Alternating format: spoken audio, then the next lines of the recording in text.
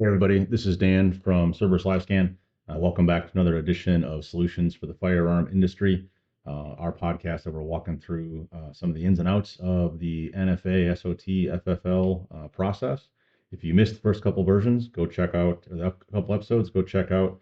We talk about how to get your SOT. We talk about how to get your eForms account set up, and we talk about the types of forms and how they're used and when they're used. And in this episode, we're going to talk about transferee types. So once you're inside, say, Form 1 or a Form 4, what are the transferee types that we can utilize to move an NFA item from where it is now to the right entity or to create the NFA item if you're using Form 1. So again, if you haven't liked or shared the podcast, please do that now and follow it so you can keep up to date on the weekly releases as we push out the episodes. And with that, we'll get into this. So what I got here, made a little documentation on what the different types of transferees are. For the most part, we'll talk about three, the primary ones, basically. Individual and trust, those are the big ones. And then there's also a corporation you can transfer to as well. There is a fourth type that is allowed, which would be a FFL, that is a non-SOT. That functionality currently, as of June of 24, is not turned on inside of eForms. But these three currently are. So individual, trust, and corporation. So a little bit, let's talk about what it is. So individual is plain and simple a single person that can possess and utilize the NFA item. The trust is a legal entity that can hold assets. And a corporation is a legal entity that is, a business type. Think of an LLC, think of a corporation, etc. There are times where a company needs to hold onto NFA items for R&D, for movies, for security corporations, etc. That's where those type apply. But end of the day, it is still an entity. Oh, and one caveat, I'm not a lawyer, so do not take this all as legal advice. This is simply what I know from doing a ton of forms and working with the industry these past years. So let's talk briefly about the two common ones and why we would want to do an individual versus a trust. Okay. So the big benefit of a trust is that the item can be shared in between the active trustees. So usually as an FFL, when I'm talking to somebody who's new to the process, I will ask them a question. If they have anybody in their life that on a Friday night they would lend a firearm to, that they would bring back, that person would bring back on a Sunday. And typically that's a pretty visceral answer of, hell no, nobody gets my guns, or yeah, my dad, my brother, my best friend, my spouse, whatever, right? So typically there's a very concise answer to that question. If they answer no, nobody gets my guns, then the individual is absolutely the way to go. So if they answer, yeah, I would trust my brother and lend it to them, then we talk about the trust piece of it and what that means. So the active trustees can possess and borrow that item. If a individual were to lend, if the item is on an individual stamp and it were lent to somebody else, that would constitute an illegal transfer of the one who owns the stamp, and the person who's in possession of it would be possession of an illegal item. So not things you want to play with because they're federal charges. So that's why we talk about this a little bit. So on the trust, if the NFA item is held inside of a trust, all the active trustees have right and access to that item, and they can borrow it and share it and utilize it without having the main person around. Now, if it's an individual, you can't lend it to somebody, but you can go to the range and somebody else can shoot it or utilize it. You just can't leave it in their possession or let them leave the range with it. But by all means, you can take them to the range and you can let them borrow it. You can show off that item. You just can't let them sole possession and leave your control, if that all makes sense.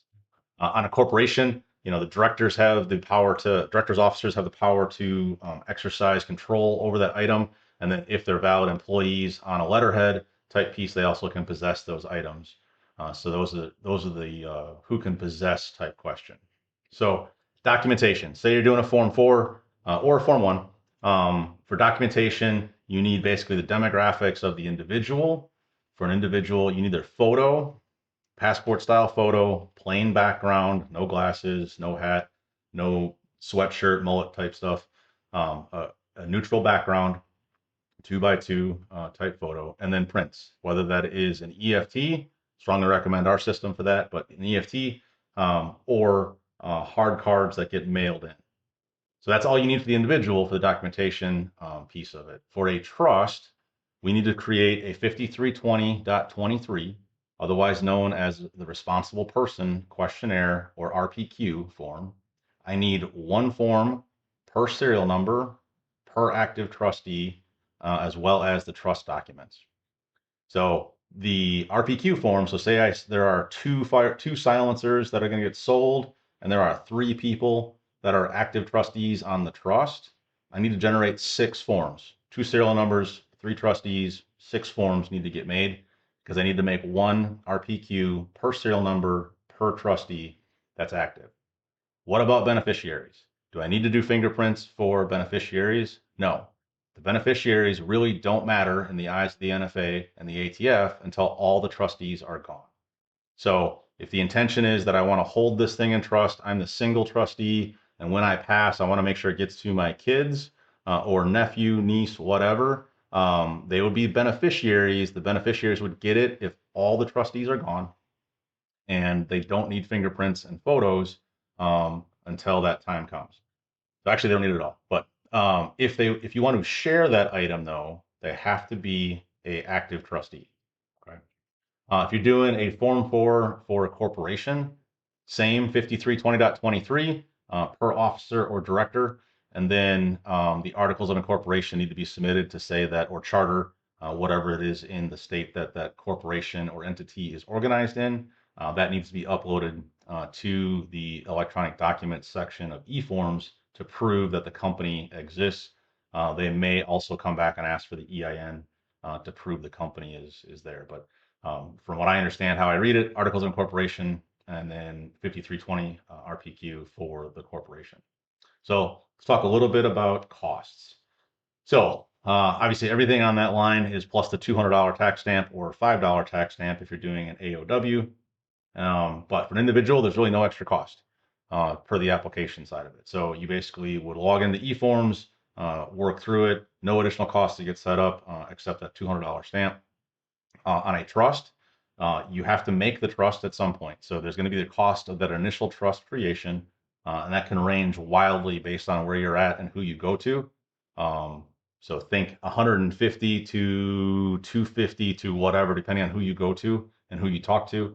But that's initial trust fee. And then some shops will charge a slight handling fee for the RPQs if you have more than 2 or 3. So typically the first one is many times included. Depends on shop policy what it is. If you want to go after the corporation side of stuff, each state has their own fee structure of where you incorporate in. In Wisconsin, where I'm at, it's about 125 to generate the articles of incorporation for the state, and there's an annual fee, approximately $25, to make sure that that corporation stays in good standing, and then also possibly that RPQ fee as you go to the FFL or as you guys are handling it. So as of June of 24, rough numbers, the application time for a Form 4 for an individual can be measured in days. We have seen them as fast as 24 hours to 24 hours to 4 or 5 days. If that client is a individual or an instant NICS approval. So if they buy a long gun and you run them through NICS and they come back immediately as proceed, there's a good chance that that Form 4 will get approved in days. It basically bulk push goes out to FBI. NICS runs the background check. That file comes back. The approved ones come back to ATF, and then somebody at branch will action the form and approve it. One thing to note, unlike the Brady bill and regular Title I Type 1 firearms, the FBI has to answer the NICS request in approximately 5 days. So due to Brady, they have to do something with it and answer it.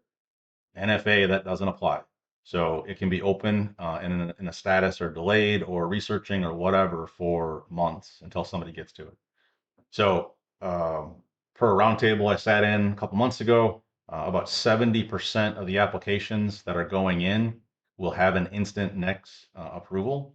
So 70% of your customers will get a instant, and that means they should get their Form 4 approved within a couple days. If it goes longer than that, they have a common name, they're a cadency where one of the other cadencies is not a good person, then it may delay and it can be the 3-4 months. Trusts, for the most part, because of the additional legal review and the paperwork and processing that it takes to get that Form 4 through the process, we are seeing approximately 4 months on that, and corporations are 4+ months. Again, legal review, additional processing, additional steps inside of NFA branch to work through it. So, transfer at death. On an individual, what's going to happen is per the estate or will, caveat with whatever the state law that says on top of that, those items will transfer tax-free on a Form 5. They will be held in probate by the executor of the estate, and then 3-4 months go by and they will get transferred. That Form 5 is very similar to a Form 4, except it's tax-free, needs prints, needs photos. If it's going to another trust or another entity, then it'll need the documentation that goes with it. But it is a tax-free transfer, but each serial number will require a Form 5 to get it to the legal heirs as it goes through. So what does that mean? Paperwork, time, a little bit of frustration that you pass as an individual, your heirs will get the item, assuming they're not prohibited. But it's going to take 3-4 months, and you have to do one Form 5 per serial number to get them moved. If the items are held in a trust, it's effectively immediate. You basically attach the death certificate to the trust and update the trustee active list to remove the person who passed, and the next trustee in line, or per how the trust is set up with the next successor, retains ownership and access to those items. If all the trustees are gone, then per the trust, or at least per the verbiage of the trust, it would go to the beneficiaries and move that way. So there's no dwell, there's no time, there's no additional paperwork to move and control assets at time of death. It simply goes to how the trust is written and stated. For a corporation, corporations effectively don't really die unless they are very bad businesses, but it doesn't really matter if someone comes or goes on it. You simply update who the officers and directors are, and the organization keeps moving on. So good summary on here, a little bit of reference, and helps hopefully demystify a little bit of who the trustees or who the transferee types are for a Form 1 or a Form 4. Right now, the majority of what we're seeing are individuals because people want to get that item immediately, and that the turnaround times are coming very quickly. The trusts are still a thing. They are still getting submitted, and we're still processing trusts, predominantly with fathers and children, or families, brothers type stuff is typically the usual relationship. Corporations we don't see very much of in our area for that. So with that, I'll show you what the RPQ looks like if you haven't seen that, if you're following along on screen. But this is the responsible person questionnaire that needs to be filled out, effectively the legal name of the entity. So this would be the trust name or the corporation name in box 2. Box 3 is the name of the individual that is doing it. We fill out their demographics, or they fill out their demographics as we go through it. This is where we attach a photo to it, the firearm data. That's where you need a RPQ form per serial number, per firearm, per Form 4. We got to pull in the Clio data for that resident, and then they have to answer the questions on here. Basically, are they a prohibited person or not? Then signature. So Cerberus will help you fill this stuff out rather quickly. So that's one benefit of using our live scan system. We actually have the PDF generator built into this that we use the data that we collect as we're doing Cerberus live scan and getting a customer into the system. We can generate these RPQ forms very quickly. So with that, that's the RPQ form. We'll go a little more deeper on that on some future episodes. And then lastly, if you are finding value to what we're doing, like and share the podcast. You can find the rest of the episodes that we've done and are available up here on the main page. It's available on most of the platforms that are out there, wherever you get your podcasts from. Our website, petersonfarmsusa.com, gets you more information on what you need of our product line and our two major products, flagship is Cerberus Live Scan. It does the fingerprinting, it does the client data, it does the PDFs. It has an integration with 199 Trust to help you sell trust and get trust to your customers. And then Merlin, which is our distribution warehouse search tool. We're pulling from approximately 11 different distributors and warehouses to put everything on one pane of glass so you can find inventory, find pricing, research stuff. And half of those, 6, you can order from currently. So you can build the order inside of Merlin and submit it. So again, if you like what you're seeing, share our podcast, like and share it on the platform you're listening to. And we'll see you next time. Thank you.